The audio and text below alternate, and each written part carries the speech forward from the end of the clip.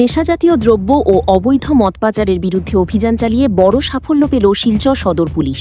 রবিবার রাতে গোপন সূত্রের ভিত্তিতে তারাপুর এলাকায় একটি সন্দেহভাজন গাড়িতে তল্লাশি চালিয়ে বিপুল পরিমাণ বিদেশি মদ উদ্ধার করা হয়।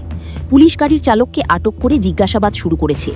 প্রাথমিক তদন্তে জানা গেছে, উদ্ধার হওয়া বিদেশি মদ মিজোরামে পাচারের উদ্দেশ্যে নিয়ে যাওয়া হচ্ছিল। জব্দ হওয়া মদের বাজার মূল্য কয়েক লক্ষ টাকা বলে ধারণা করা হচ্ছে।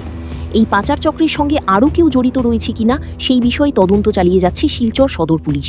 পাশাপাশি উদ্ধার হওয়া মদের উৎস ও সম্ভাব্য গন্তব্য সম্পর্কেও তদন্ত অব্যাহত রয়েছে। আসাম প্রাইম নেটওয়ার্কের প্রতিবেদন।